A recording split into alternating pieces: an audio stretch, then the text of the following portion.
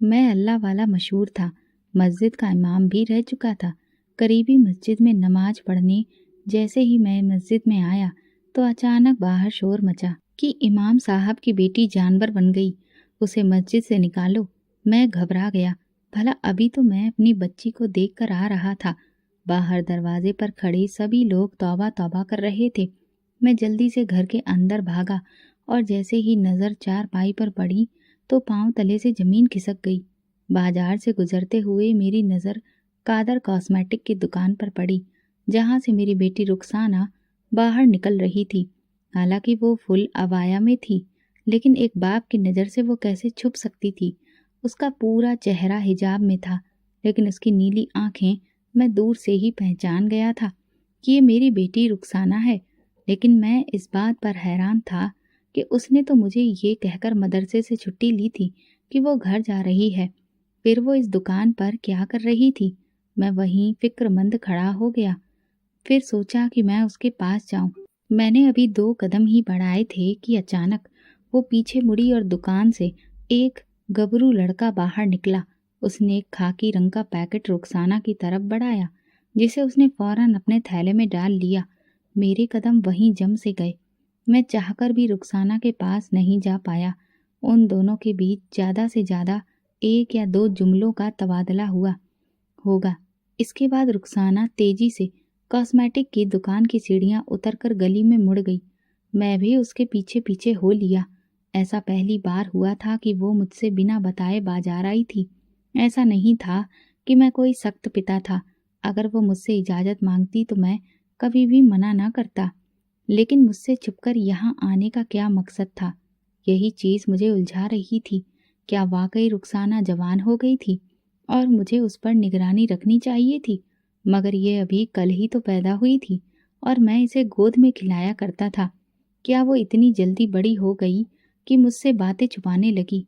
रुखसाना काफ़ी तेज चल रही थी और मेरे लिए उसकी रफ्तार का साथ देना मुश्किल हो गया था, क्योंकि मैं दमे का मरीज़ था और ज़्यादा तेज चलने से मेरी सांसें उखड़ने लगती थीं। फिर भी मैं पूरी कोशिश कर रहा था कि मेरी नज़रों से रुखसाना ओझल ना हो। जैसे ही वो हमारे घर वाली गली में दाखिल हुई तो मैंने राहत की सांस ली कि शुक्र है वो घर ही जा रही थी। जब वो घर के दरवाजे पर पहुंची तो मैंने राहत की सांस ली और अपनी रफ्तार धीमी कर दी। मैं आगे बढ़ने ही वाला था कि अचानक एक महिला ने मुझे रोक लिया। हसन साहब, मेरी एक छोटी सी बात सुन लें। मैं उसकी तरफ मुड़ा। मेरी बेटी की तबीयत कुछ अच्छी नहीं है। अगर आप हमारे घर चलकर उसे देख लेते तो मेहरबानी होगी। मेरा ध्यान अब भी रुखसाना की तरफ था, लेकिन महिला की आवाज़ में दर्द महसूस हुआ। मैंने सोचा कि ये अल्लाह का काम है, इसे टालना ठीक नहीं। मैंने कहा, शाम को अपनी बेटी को मेरे घर ले आइएगा। महिला बोली, मगर मसला ये है कि मैं अपनी बेटी को कैसे उठाऊं? माशा अल्लाह जवान है, आप थोड़ी जहमत करके उसे देख लें तो मैं आपकी ममनून रहूंगी। मैंने घर की तरफ देखा। रुखसाना अंदर जा चुकी थी और दरवाज़ा बंद हो चुका था। मैंने महिला को मना करना ठीक नहीं समझा और अल्लाह का नाम लेकर उसके साथ चल पड़ा। जब उसके घर पहुंचा तो देखा कि एक नौजवान लड़की चारपाई पर लेटी थी। उसकी टांग पर पट्टी बंधी हुई थी। वो बाहर से देखने पर बिल्कुल ठीक लग रही थी। आप तो कह रही थी कि आपकी बेटी की तबीयत बहुत खराब है, जबकि ये तो भली चंगी दिख रही है, मैंने कहा। महिला ने जवाब दिया, इमाम साहब, इसकी तबीयत अजीब हो गई है। कभी ठीक लगती है तो कभी अचानक दौरे पड़ते हैं। रातों को उठकर चीखती है। मुझे लगता है किसी ने इस पर कुछ कर दिया है। क्या मतलब? पूरी बात बताइए, मैंने कहा। बात यह है कि मैंने चंद दिन पहले ही अपनी बेटी का रिश्ता ठुकरा दिया था और उसके बाद ये पागल कुत्ते की तरह बर्ताव करने लगी। मैं डरती हूँ कि कहीं किसी ने कुछ कर न दिया हो। मैं उसकी बात सुनकर चौंका। अल्लाह की बंदी, डॉक्टरी इलाज पहले करवाना चाहिए था। तुम लोग पहले डॉक्टर के पास नहीं जाते और जब मामला बिगड़ जाता है तो फिर हमारे पास आते हो। मेरा बेटा कहता है कि इसे तुरंत डॉक्टर के पास ले जाना चाहिए, लेकिन मेरा दिल नहीं मानता है। आप इसे दम कर दें और फिर हिसाब करके बताएं कि आखिर मामला क्या है। मैंने कागज कलम लिया और हिसाब करने लगा। तभी अचानक उसका बेटा अंदर आया और मुझे देखकर उसका चेहरा गुस्से से भर गया। कमाल है अम्मी, आप आराम से बैठी हैं, बाजी को तैयार नहीं किया आपने। मैं बाहर रिक्शा लेकर आया हूँ, हमें फौरन हॉस्पिटल पहुँचना है। ज़्यादा देर तक इसे हम लोग घर में नहीं रख सकते हैं। इसे पहला दौरा पड़ चुका है और अगर अब सही समय पर इलाज नहीं करवाया तो हालत और ज़्यादा बिगड़ सकती है। महिला झुंझलाकर बोली, हसन साहब आ गए हैं, वो इसका इलाज कर लेंगे, तुम्हें ज़्यादा परेशान होने की ज़रूरत नहीं है।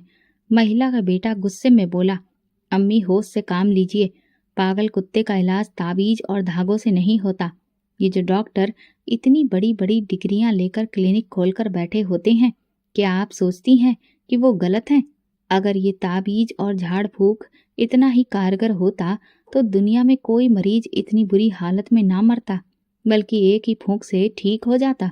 उसकी बात सुनकर मैं नाराज हो गया और उसे कहने लगा, बरखुरदार, तुम बहुत ही नादान हो। तुम्हारी बहन पर किसी ने काला जादू कर रखा है और तुम कहते हो कि इसका इलाज डॉक्टर के पास है। तो जाओ किसी डॉक्टर से इलाज करवाओ, अगर ठीक हो गई तो फिर मुझे बता देना।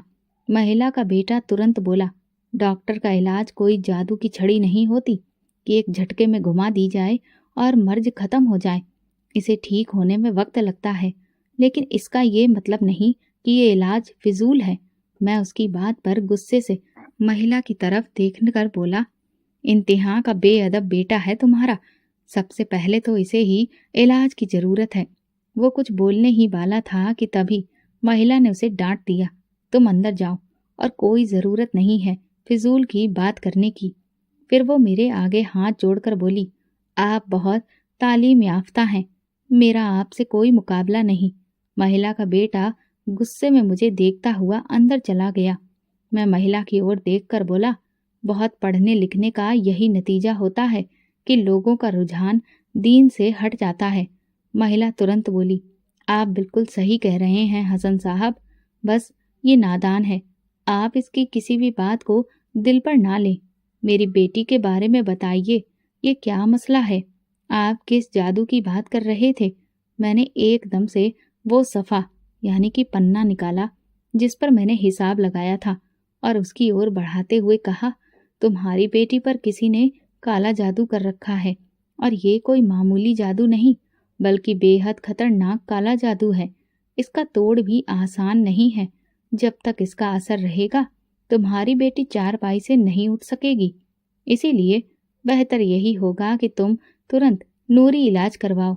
ये डॉक्टरी दवाइयाँ इसे और ज़्यादा नुकसान पहुँचाएंगी। महिला मेरी बात सुनकर रोने लगी और बोली, ये ठीक तो हो जाएगी ना? मैंने उसे तसल्ली देते हुए कहा, क्यों नहीं ठीक होगी? अल्लाह ने चाहा तो बहुत जल्द भली चंगी हो जाएगी, लेकिन जब तक ये ठीक नहीं हो जाती इसका रिश्ता करने की ज़रूरत नहीं है। महिला मेरी बात सुनकर सिर हिलाने लगी और बोली, जैसा आप कहेंगे मैं वैसा ही करूँगी, बस आप इसका इलाज करें। मैंने कहा, मैं इसका इलाज करूँगा, लेकिन शर्त यह है कि डॉक्टरी दवाइयाँ बिल्कुल बंद कर दी जाएं। जब तक मेरा इलाज चलेगा इन्हें मत दो। महिला फौरन बोली, आप बेफिक्र रहें हसन साहब, डॉक्टर का इलाज तो हम करवाते ही नहीं हैं, बस ये किसी तरह से ठीक हो जाए। मैंने उसे तसल्ली दी, बेफिक्र रहो, ये ठीक हो जाएगी। फिर मैंने बीमार लड़की के सिरहाने बैठकर अल्लाह का कलमा पढ़ा और उस पर फूंक दिया। अजान का वक्त हो गया तो मैं उठ खड़ा हुआ और सुबह आने का वादा करके वहां से निकल आया। एक दिल तो चाहा कि घर जाऊं और फौरन रुखसाना से बात करूं, लेकिन फिर मस्जिद में नमाज छूट जाने के ख्याल से मैं सीधा मस्जिद चला गया। नमाज पढ़ते हुए भी बार बार मेरा ध्यान भटक रहा था और रुखसाना का चेहरा मेरी नज़रों के सामने घूम रहा था। जैसे ही नमाज खत्म की और दुआ के लिए हाथ उठाए तो समझ ही नहीं आया कि क्या मांगूं।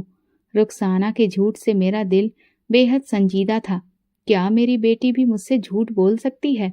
आखिर उसे गलत बात कहने की क्या ज़रूरत थी?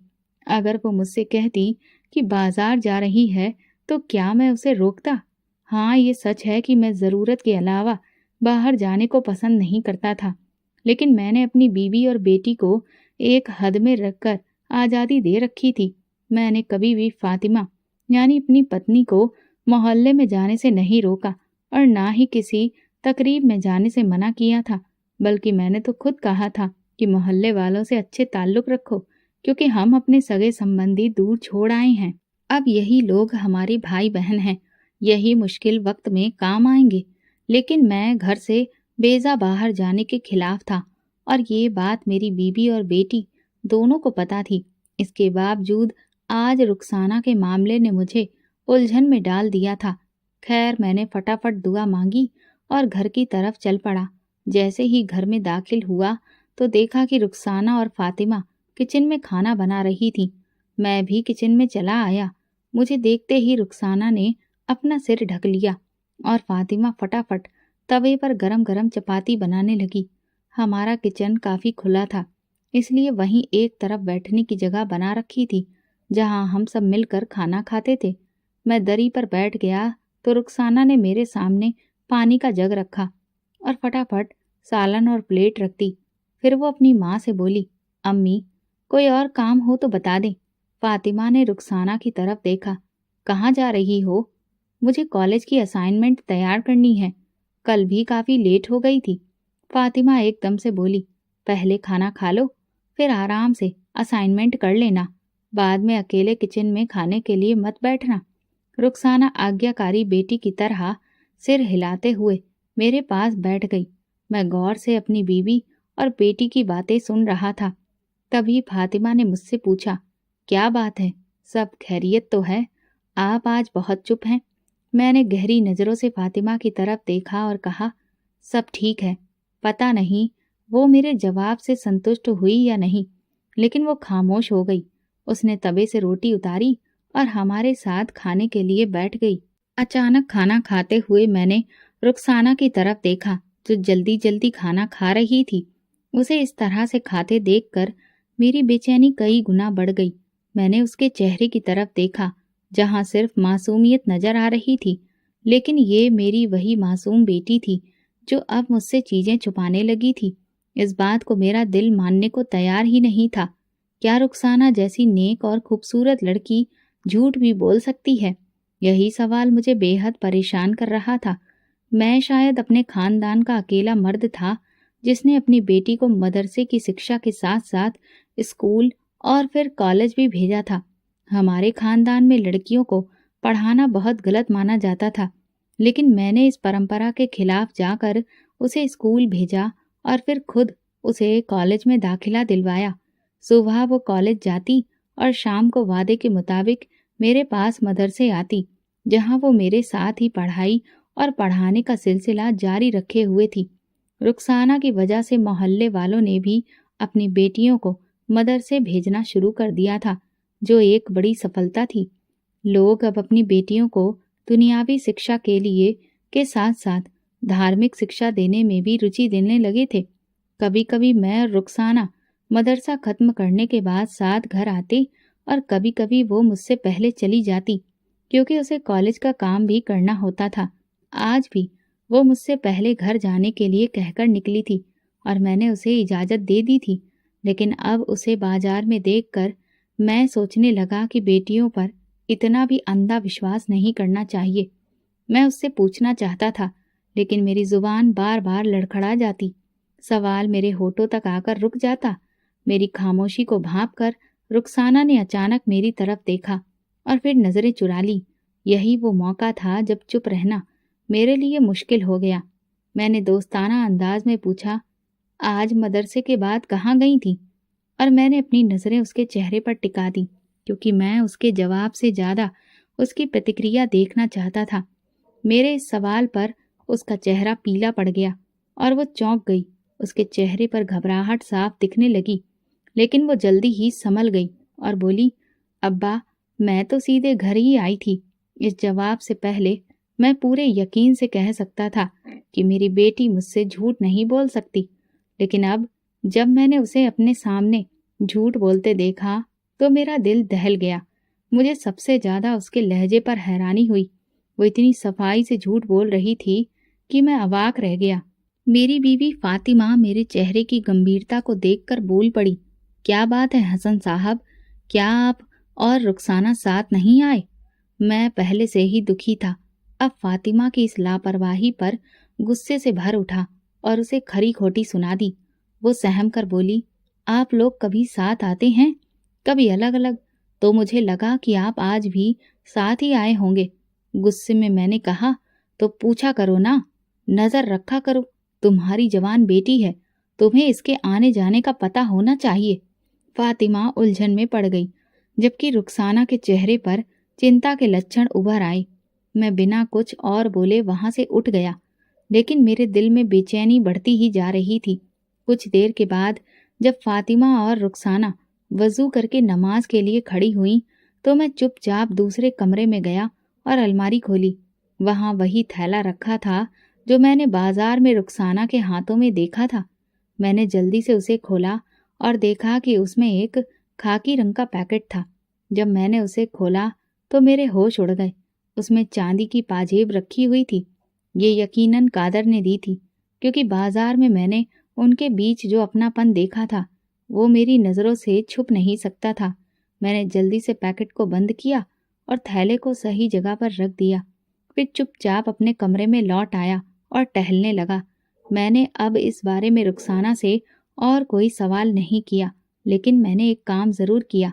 अब मैं खुद उसकी निगरानी करने लगा था। मेरी नज़रें हर वक्त उस पर टिकी रहती और उसकी हर छोटी छोटी हरकत पर ध्यान देने लगा। धीरे धीरे कई सारी बातें मेरे सामने खुलने लगी थीं। लगभग एक हफ्ते तक रुखसाना बहुत ही शर्मीली रही। वो मेरे साथ ही मदरसे से आती और मेरे साथ ही मदरसे से जाती थी। लेकिन एक दिन मैंने वही लड़का, कादर स्टोर का लड़का, अपनी गली के कोने में खड़ा देखा तो मेरे तन बदन में आग लग गई। रुखसाना ने भी यकीनन उसे देख लिया था, तभी वो मुझसे भी ज्यादा तेजी से वहां से गुजरी। हालांकि इससे पहले कभी ऐसा नहीं हुआ था कि रुखसाना मुझसे आगे होकर चली हो। उसकी इस हरकत ने मेरे शक को और भी ज्यादा पुख्ता कर दिया था। मैंने अपने कदम धीमे कर लिए ताकि मैं उस लड़के पर नजर रख सकूं।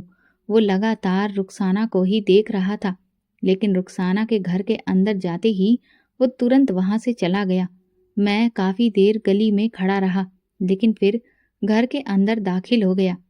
एक हफ्ते से मैं अपनी बेटी की कड़ी निगरानी कर रहा था। मैं खुद ही कॉलेज भी उसे लेकर जाता और वापसी पर भी उसे साथ लाता। मदरसे से भी वो मेरे साथ ही आती थी। शायद इसीलिए वो लड़का ये मालूम करने आ गया था कि रुखसाना उसे क्यों नहीं मिल रही। मैं ये सब अपनी ही बेटी के बारे में सोच रहा था और दुख से मेरी रूह कांप रही थी। आज वो हमारी गली तक आया है, कल खुदा न करे कि वो हमारे घर तक ना आ जाए। मेरी समाज में एक इज्जत थी। लोग मुझे सिर्फ मौलाना ही नहीं मानते थे, बल्कि वो लोग मुझे अल्लाह वाला भी समझते थे। लोग मुझे दुआ, धार्मिक उपचार के लिए भी अपने घर पर बुलाते थे और अपने बच्चों को मेरी देख रेख में पढ़ाने और सिखाने के लिए ही भेजते थे। लेकिन अगर उन्हीं लोगों को ये भनक भी लग गई कि मैं अपनी ही बेटी की सही परवरिश, तालीम और तरबियत नहीं कर पाया, तो फिर खुदा जाने समाज में मेरी क्या हालत होगी। ये सोच सोच कर मैं पागल सा हो रहा था। लेकिन चूंकि रुखसाना मेरी जवान औलाद थी और वो भी एक बेटी, तो मैं उस पर इतनी ज्यादा सख्ती भी नहीं करना चाहता था कि वो ऐसा कदम उठा ले जिससे मैं अपनी आंखें शर्म से ना उठा सकूं। मैं आए दिन लड़के लड़कियों के घर से भागने की घटनाएं सुनता आया था, बल्कि मैंने खुद कई ऐसे मामलों को अपनी निगरानी में हल भी करवाया था और उनके परिवारों के बीच सुलह भी करवाई थी। लेकिन मैं ये भी जानता था कि अगर कोई भी लड़की घर से भाग जाए तो सुलह हो जाने के बावजूद भी उस लड़की और उसके परिवार की समाज में कोई इज्जत नहीं बचती। और अगर खुदा न करे मेरी बेटी ने ऐसा कोई कदम उठा लिया तो फिर लोग मुझ पर हंसेंगे और फिर शायद मेरी जो थोड़ी बहुत इज्जत समाज में बनी हुई है वो भी खत्म हो जाएगी। मैं इस मामले को अपनी बीवी के सामने खोलने से भी डर रहा था। इसीलिए मैंने एक दिन फातिमा से राजदारी में कहा, तुम रुखसाना के रिश्ते की बात चलाओ। फातिमा मेरी तरफ हैरानी से देखने लगी और बोली, ये आप क्या कह रहे हैं? भला रुखसाना की उम्र ही क्या है? मैं उसकी बात सुनकर गुस्से में आ गया और कहा, औलाद जब बालिग हो जाए तो हमारे धर्म ने ये कहा है کہ جلد سے جلد اس کا نکاح کر دینا چاہیے، اور تم کہہ رہی ہو کہ اس کی عمر ہی کیا ہے؟ آخر تم کتنی عمر میں اس کا نکاح کرنا چاہتی ہو؟ فاطمہ میری بات پر گھبرا گئی اور بولی، کم سے کم اسے تھوڑا تو سمجھدار ہونے دیں۔ مانا کہ اس کی شادی کی عمر ہو چکی ہے، لیکن وہ ابھی بہت ناسمجھ ہے۔ میں اس کی بات سن کر اور بھی غصے میں آ گیا۔ تمہاری تو اس سے بھی کم عمر میں شادی ہوئی تھی، تب تم نے بھی تو اپنے گھر بار کو سنبھال لیا تھا نا، تو یہ بھی سنبھال لے گی۔ فاطمہ پریشان ہو کر بولی، آخر آپ کو اچانک رخسانہ کے نکاح کی اتنی جلدی کیوں پڑ گئی؟ وہ ابھی پڑھائی کرنا چاہتی ہے۔ میں نے 2 ٹوک شبدوں میں کہا، بس میں صرف 12ویں تک اس کی پڑھائی کی ذمہ داری اٹھا سکتا ہوں، اس کے بعد کی پڑھائی کی میں اجازت نہیں دوں گا۔ لیکن آپ تو ہمیشہ کہتے تھے کہ رخسانہ جہاں تک پڑھے گی میں اسے پڑھاؤں گا۔ ہاں میں کہتا تھا، لیکن اب یہ بھی میں ہی کہہ رہا ہوں کہ اب میں اسے اور پڑھائی نہیں کروا سکتا، لہٰذا یہ بات تم اس کے کانوں میں بھی ڈال دو، اور بہتر ہوگا کہ خاندان اور محلے میں بھی اس کے رشتے کی بات چیت شروع کر دو، تاکہ کوئی اچھا رشتہ ملے اور ہم اسے عزت کے ساتھ ودا کر سکیں۔ فاطمہ میری طرف حیرانی سے دیکھنے لگی، جیسے کہ سوچ رہی ہو کہ پتہ نہیں میرا دماغ خراب ہو گیا ہے جو میں بیٹھے بٹھائے بیٹی کی شادی کی بات کرنے لگا ہوں۔ میں جانتا تھا کہ اگر میں اسے اصلی بات بتا دوں تو شاید وہ مجھ سے بھی پہلے رخسانہ کو شادی کے لیے تیار کرنے لگے گی، لیکن میں اسے پریشان نہیں کرنا چاہتا تھا، کیونکہ اس نے رخسانہ کو اپنی ہتھیلی کا چھالا سمجھ کر پالا تھا، اور اب اگر وہ یہ سب سنتی تو اسے بہت بڑا صدمہ لگتا، اور یہ صدمہ سہنے کے لیے صرف میں ہی کافی تھا۔ کچھ دنوں کے بعد حسن صاحب نے اپنی رڑنیتی تھوڑی بدل دی اور اپنی بیٹی رخسانہ پر سیدھی نگرانی میں تھوڑی نرمی برتی، لیکن گھر سے باہر کے معاملوں پر نظر رکھنا جاری رکھا۔ ایک دن جب رخسانہ ان کے ساتھ مدرسے نہیں گئی تو ان کے دماغ میں خطرے کی گھنٹی بج اٹھی۔ انہوں نے بھی مدرسے نہ جانے کا فیصلہ کیا اور گلی کے نکڑ پر چھپ کر بیٹھ گئے، تاکہ اگر رخسانہ گھر سے باہر نکلے تو وہ اسے دیکھ سکیں۔ تھوڑی دیر کے بعد رخسانہ ان کے پاس سے گزری اور حسن صاحب کا دل تیزی سے دھڑکنے لگا۔ انہیں غصہ آیا کہ ان کی پتنی فاطمہ نے اسے اکیلے باہر جانے کی اجازت کیوں دی، لیکن فی الحال یہ سوچنے کا سمے نہیں تھا، اس لیے وہ چپ چاپ رخسانہ کے پیچھے پیچھے چلنے لگے۔ انہیں یہ دیکھ کر جھٹکا لگا کہ وہ قادر اسٹور نام کی ایک کاسمیٹک دکان پر گئی، جہاں ایک لڑکا کام کرتا تھا۔ دکان میں کئی مہلائیں گراہک کے روپ میں کھڑی تھیں، اس لیے زیادہ چنتا کی بات نہیں تھی، لیکن حسن صاحب جانتے تھے کہ وہی لڑکا رخسانہ سے بات کر رہا ہوگا۔ جیسے ہی وہ دکان کے اندر گئے، انہوں نے دیکھا کہ قادر اسٹور کا لڑکا رخسانہ سے اس کی کئی دنوں کی غیر موجودگی کو لے کر شکوہ کر رہا تھا۔ حسن صاحب زیادہ دیر وہاں کھڑے نہیں ہو سکتے تھے، اس لیے ترنت باہر نکل کر ایک جگہ چھپ گئے۔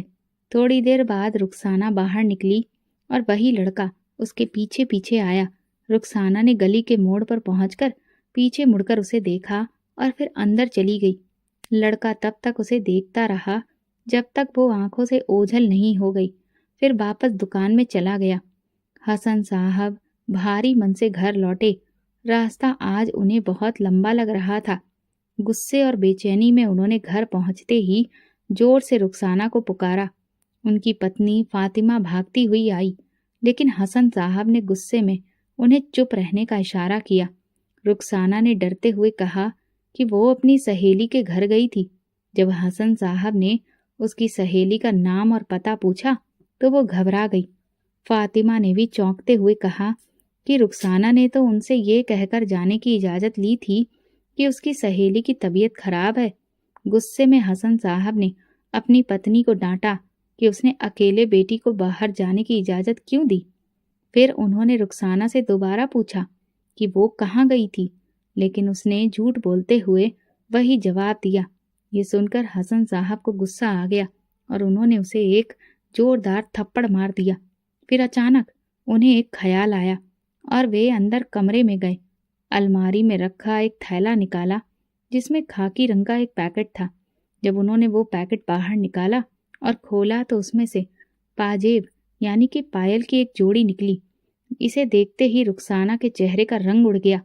फातिमा भी ये देखकर सन्न रह गई और मामले की गंभीरता को समझ गई।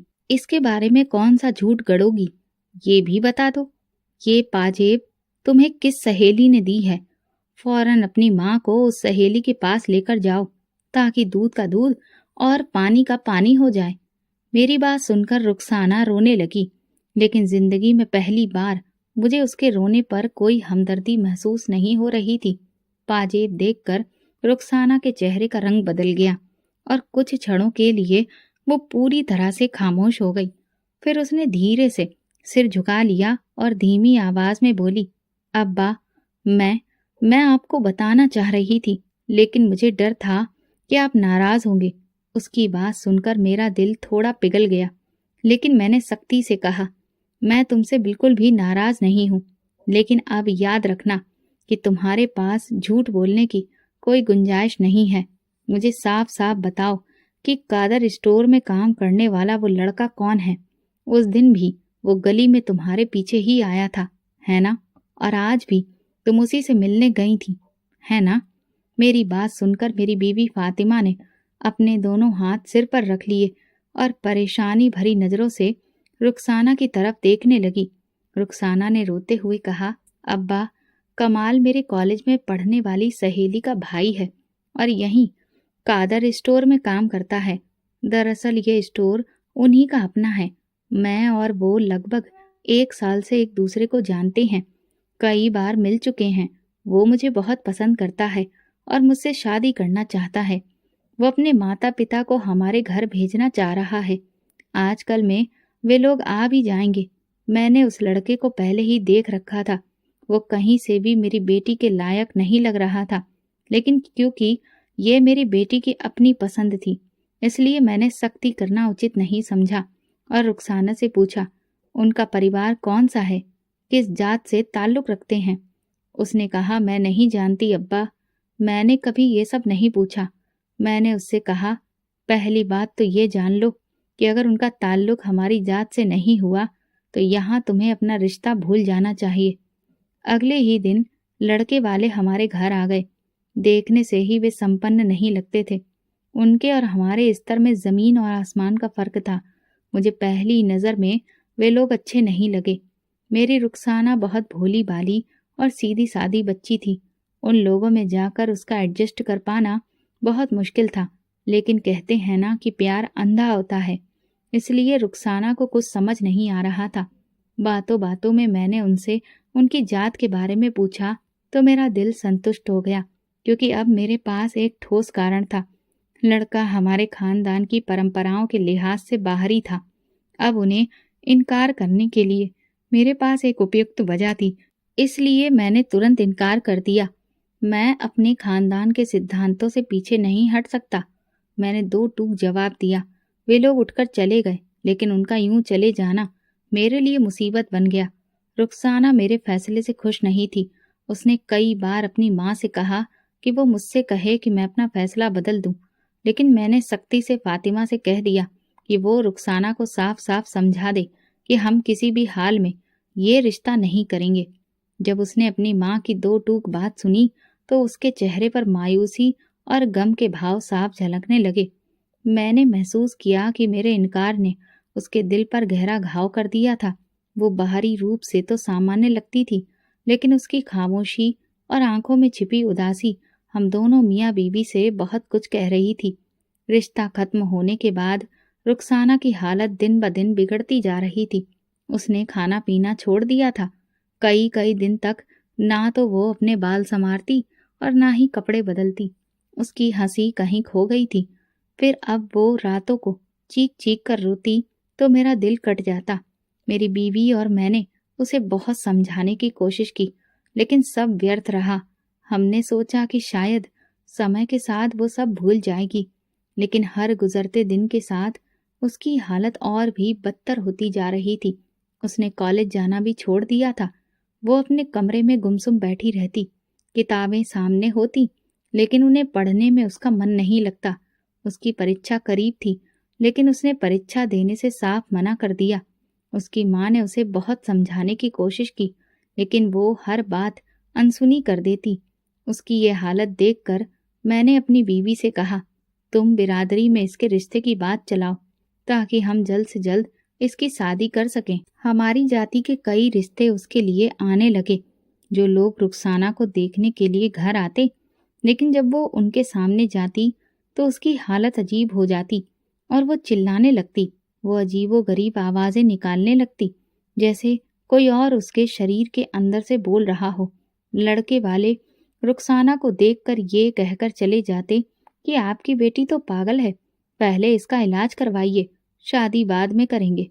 ایک دن وہ کوڑا پھینکنے کے لیے باہر نکلی تو اسے ایک پاگل کتے نے کاٹ لیا اور اس کی ٹانگ زخمی ہو گئی۔ میں نے ترنت جھاڑ پھونک کروائی لیکن کوئی فائدہ نہیں ہوا۔ سمے بیتنے کے ساتھ ساتھ رخسانہ کی حالت اور خراب ہونے لگی۔ رات ہوتے ہی وہ چیخنے اور رونے لگتی۔ میری پتنی اور میں نے ہر سمبھو طریقہ آزما لیا۔ الگ الگ تانترک اور مولوی بھی بلوائے جنہوں نے جھاڑ پھونک اور تعویذ دیے، لیکن رخسانہ کی حالت جس کی تس بنی رہی۔ ایک دن میں نماز پڑھنے مسجد میں آیا تو اچانک باہر شور مچ گیا کہ حسن صاحب کی بیٹی جانور بن گئی ہے، اسے مسجد سے باہر نکالو۔ میں گھبرا گیا۔ یا اللہ، خیر کرو، میں ابھی تو رخسانہ پر جھاڑ پھونک کر کے آیا تھا، پھر ایسا کیا ہو گیا؟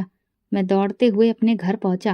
وہاں دیکھا کہ لوگوں کی بھاری بھیڑ دروازے پر کھڑی تھی اور سبھی اپنے کانوں پر ہاتھ رکھ کر توبہ توبہ کر رہے تھے۔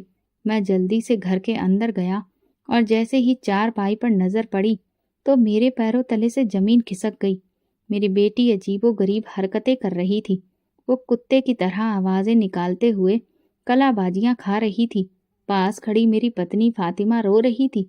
مجھے دیکھتے ہی وہ بولی، کچھ کیجیے، ہماری بیٹی ہمارے ہاتھوں سے نکل رہی ہے۔ میں اواک ہو کر اپنی بیٹی کی طرف دیکھنے لگا جو اب الگ الگ جانوروں کی آوازیں نکالتے ہوئے کبھی ہنس رہی تھی تو کبھی رو رہی تھی۔ میں اس پر پڑھ کر پھونک مار رہا تھا لیکن اس کی حالت اور بگڑتی جا رہی تھی۔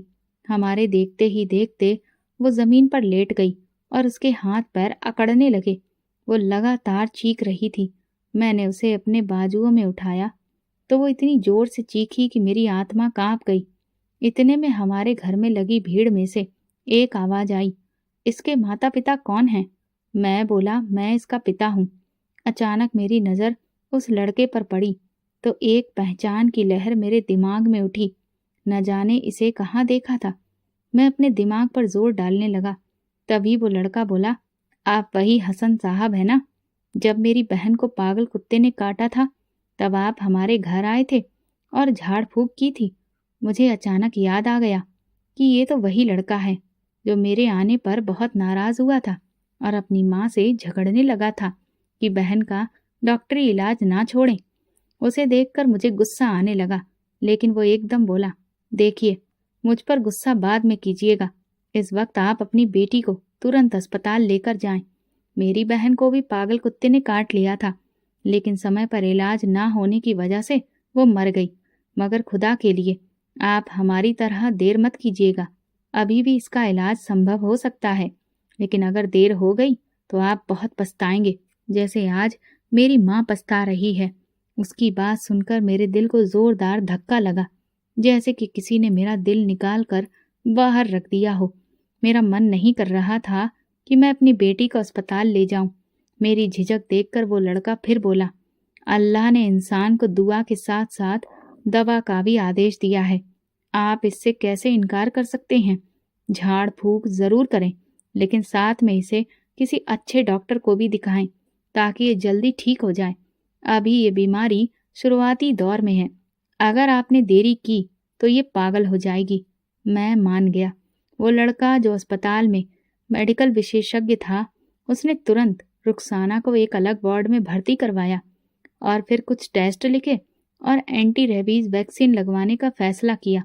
رخسانہ کے لیب ٹیسٹ کی رپورٹ کچھ ٹھیک نہیں تھی، جس سے میں بہت پریشان ہو گیا۔ وہ پہلے ہی محبت میں ناکام اور میری ضد کا بوجھ لیے بیٹھی تھی، اب علاج میں دیری کی وجہ سے موت کے منہ میں جا رہی تھی۔ اب میں پچھتا رہا تھا۔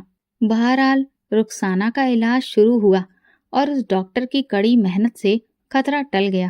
وہ کافی بہتر ہو گئی میں نے سوچ لیا تھا کہ جیسے ہی وہ ٹھیک ہوگی میں اس کی شادی اسی لڑکے سے کروا دوں گا جسے وہ پسند کرتی تھی، لیکن شاید رخسانہ کی قسمت میں وہ لڑکا نہیں تھا، کیونکہ ہمیں پتہ چلا کہ اس نے تو پہلے ہی شادی کر لی تھی۔ یہ سن کر رخسانہ کو بھی بہت زیادہ دکھ ہوا۔ میں اس کی شادی کو لے کر بہت پریشان تھا۔ تبھی اسی ڈاکٹر افضل کا رشتہ آ گیا جس نے رخسانہ کا علاج کیا تھا۔ میں نے سب سے پہلے رخسانہ سے اس کی رائے پوچھی، کیونکہ اب میں کوئی بھی فیصلہ اس کی مرضی کے بنا نہیں کرنا چاہتا تھا۔ رخسانہ کو بھی اس رشتے سے اب کوئی آپتی بھی نہیں تھی، اسی لیے میں نے بھی ڈاکٹر افضل سے اس کا نکاح کروا دیا اور سادگی سے اس کی بدائی کر دی۔ اللہ کا لاکھ لاکھ شکر ہے کہ وہ اپنے گھر میں آج خوش ہے۔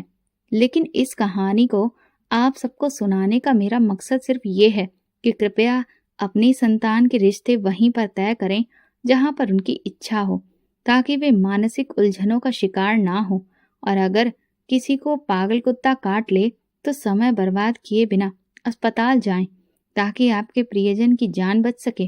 ہمارا دھرم بھی ہمیں دعا کے ساتھ ساتھ دوا کی ہدایت دیتا ہے۔ دوستوں، اگر آپ کو ہماری کہانی پسند آئی ہو تو کمنٹ کر کے ضرور بتائیے، ویڈیو کو لائک کریں اور زیادہ سے زیادہ شیئر کریں۔ اگر آپ ہمارے چینل پر نئے ہیں تو سبسکرائب ضرور کریں اور نوٹیفیکیشن بیل کو دبائیں تاکہ اگلی اپڈیٹ سب سے پہلے آپ کو ملے۔ دھنیہ واد۔